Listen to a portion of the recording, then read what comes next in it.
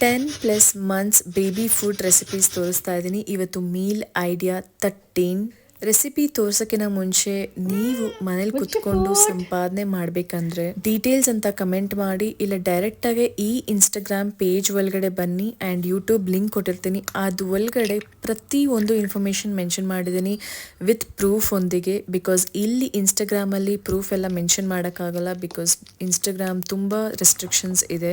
ಇವತ್ತು ನಾನು ತೋರಿಸ್ತಾ ಇರೋದು healthy pancake, 1 banana, 2 egg, 2 spoon wheat powder, 1 full carrot ತುರಿದಿರೋದು. ಇನ್ನು ನಿಮಗೆ ಬೇಕಂದರೆ ಸಿನಮನ್ ಪೌಡರ್, ಎಲೈಚಿ ಪೌಡರ್ ಯೂಸ್ ಮಾಡ್ಬೋದು.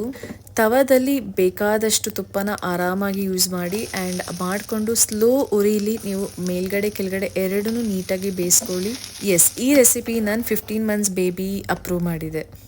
ಟ್ರೈ ಮಾಡೋದು ಮರಿಬೇಡಿ ಆ್ಯಂಡ್ ಆಲ್ಸೋ ಕಮೆಂಟ್ ಮಾಡಿ ಆ್ಯಂಡ್ ಈ ಪೇಜ್ನ ಫಾಲೋ ಮಾಡಿ. ನಿಮಗೆ ಅಪ್ಡೇಟ್ಸ್ ಕೊಡ್ತೀನಿ ನೀವು ಮನೇಲಿ ಕುತ್ಕೊಂಡು ಸಂಪಾದನೆ ಮಾಡೋಕ್ಕೆ.